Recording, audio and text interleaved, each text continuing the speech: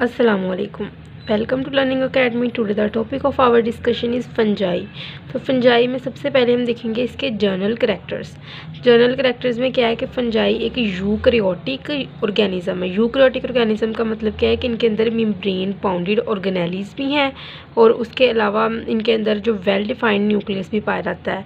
Membrane bounded organelles का मतलब क्या है कि जो माइटोकॉन्ड्रिया है और उसके अलावा एंडोप्लाज्मिक रेटिकुलम है उसके ऊपर एक मेम्ब्रेन बनी होती है, लिपोप्रोटीन मेम्ब्रेन, लिपिड और प्रोटीन की मेम्ब्रेन बनी होती है जो कि इसको कवर करती है just like the cell membrane.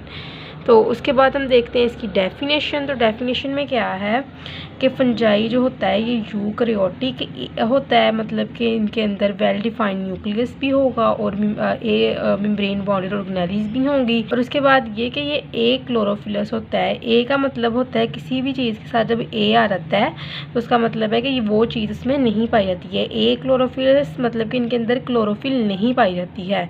तो होता क्या है कि इनके अंदर अगर क्लोरोफिल नहीं पाई जाती है तो ये हेट्रोट्रॉफ्स होंगे, अपनी फूड खुद नहीं तैयार कर सकते बल्कि दूसरे ऑर्गेनिज्म के ऊपर ये रिलाई करते हैं, डिपेंड करते हैं फूड के लिए। तो उसके बाद हम देखेंगे कि ये यूनिसेलुलर भी हो सकते हैं फंजाई या फिर ये मल्टी सेलुलर होंगे, या तो एक सिंगल सेल से मिलके बने होते हैं या फिर ग्रुप ऑफ दी सेल से मिलके बनी होगी।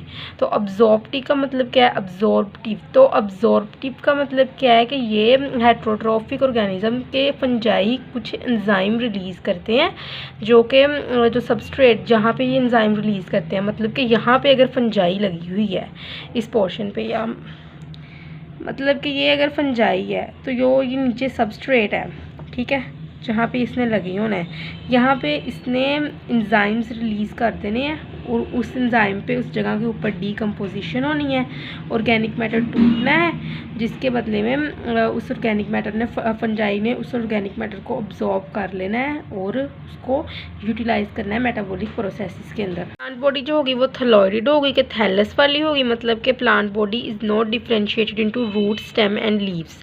तो उसके बाद फंजाई के अंदर अगर हम सेल वॉल की बात करें तो cell wall in fungi is made up of chitin, chitin से मिलके बनी हुई सेल वॉल होगी। और जो जाइगोट होगा वो डिप्लॉयड फेस में होगा, मतलब कि 2n होगा जाइगोट, पूरे लाइफ साइकिल में जाइगोट 2n ही रहेगा। अब reproduction fungi, fungi reproduce by means of the two types of the spores, एक है सेक्सुअल स्पोर, दूसरे हैं एसेक्सुअल स्पोर।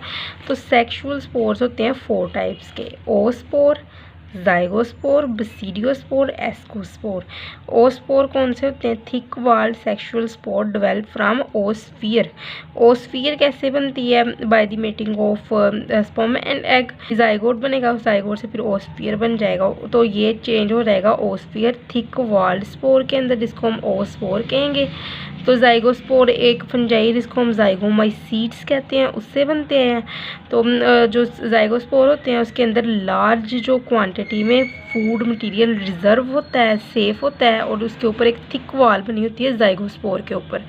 उसके बाद हम देखते हैं बसीडियोस्पोर्स। बसीडियोस्पोर फंजाई बनाते हैं बसीडियोमाइसीट्स, किसके ज़रिए? मियोसिस के ज़रिए बसीडियोस्पोर बनते हैं। उसके बाद हम बात करेंगे एस्कोस्पोर की। तो एस्कोस्पोर कौन सी फंजाई बनाती हैं? Produced by ascomycete fungi by the union of the ascogonium, मतलब कि जो एंथ्रोजॉइड होगा उसको हम कहेंगे एस्कोगोनियम, और आर्चिगोनियम के मिलने से जो स्पोर बनते हैं उसको हम कहेंगे एस्कोस्पोर, ठीक है। तो उसके बाद हम बात करेंगे एसेक्सुअल स्पोर। तो उसके अंदर एसेक्सुअल स्पोर इन फंजाई 3 तरह के होते हैं, sporangiospore, aplanospore, conidia. Sporangiospore formed inside, sporangiospore formed inside the sporangia through cleavage।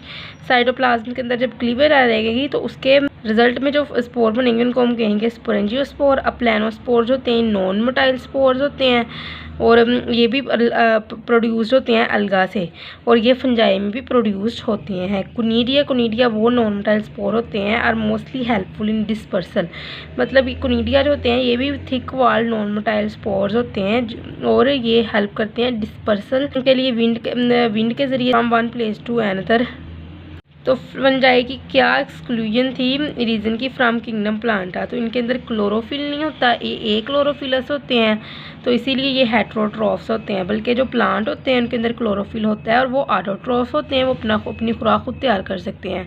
और उसके अलावा जो फंजाई के अंदर सेल वाल होती है ये काइटिन से मिलकर बनी होती है, और रिजर्व फूड जिनका अंदर होता है वो ग्लाइकोजन होता है। तो फंजाई जो ग्रो करती है टिप हाइफी जो होगा उसकी टिप से ग्रो करेगी और पूरी बॉडी बना लेगी, जिसको हम कहेंगे body of the fungi mycelia. Mode of nutrition in fungi, तो फंजाई के एक क्लोरोफिलस होते हैं, तो ये हेट्रोमॉर्फिक मोड जो शो करते हैं न्यूट्रिशन का, मतलब ये रिलाई करते हैं दूसरे ऑर्गेनिज्म के ऊपर फूड के लिए।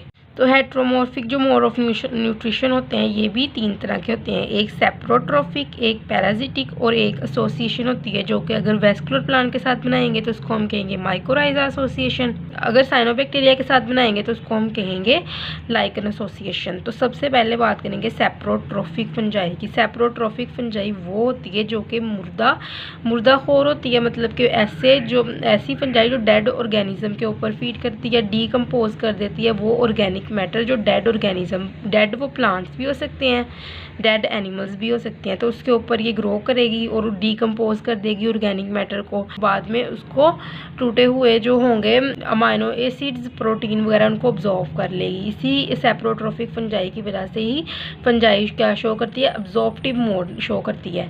उसके बाद है ये असेंशियल होती है सेप्रोट्रोफिक फंजाई किस चीज़ के अंदर, डिके के अंदर, न्यूट्रिएंट के अंदर, और जो एटमॉस्फेयर के अंदर रिसाइकलिंग होती है न्यूट्रिएंट की उसके लिए भी ये इंपॉर्टेंट है। तो ये प्रोड्यूस करती है humus from animal and the plant remain. वही बात कि जो डेड एनिमल और प्लांट रिमेन है उनको डिकम्पोज करके जो मैटर निकलता है उसको हम कहेंगे ह्यूमस। उसके बाद है पैराजिटिक फंजाई। पैराजिटिक फंजाई के पास हस्टोरिया होते हैं to absorb food from the host, मतलब ऐसी जिसकी ब्रांचेस निकली हो इनको हम हस्टोरिया कहते हैं। तो ये पैराजिटिक फंजाई के पास हस्टोरिया होते हैं जिसके ज़रिए ये पैरासाइट की तरह काम करती है, किसी होस्ट के साथ अटैच होती है।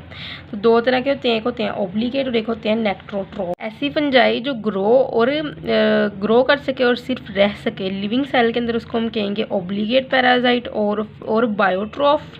और ऐसी फंजाई जो कि अपने होस्ट को इन्फेक्ट करती है, उसके ऊपर ग्रो करेगी, फिर उसको मार देगी, फिर उसके बाद जो डेड रिमेन बच जाएगा उसके ऊपर सेप्रोट्रोफिकली रहेगी, मतलब डीकम्पोज करेगी उसको, तो उसको हम कहेंगे नेक्रोट्रोफ और facultative fungi.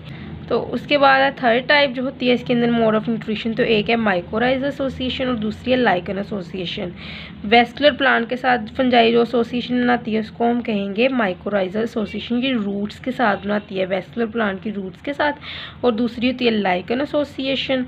Lichen association fungi बनाती है साइनोबैक्टीरिया के साथ, जिसे हम ब्लू ग्रीन अलगा भी कहते हैं, क्योंकि साइनोबैक्टीरिया जो होता है ये फोटोसिंथेटिक बैक्टीरिया होता है या फोटोसिंथेटिक बैक्टीरिया होता है। तो जो फंजाई होती है इसे खुराक चाहिए होती है, और जो साइनोबैक्टीरिया होता है ये बहुत ज़्यादा heat sensitive and harsh environment sensitive होता है। तो साइनोबैक्टीरिया को शेल्टर चाहिए होता है और फंजाई को खुराक चाहिए होती है। तो फंजाई उसे शेल्टर प्रोवाइड करती है और साइनोबैक्टीरिया इसको फूड प्रोवाइड करता है।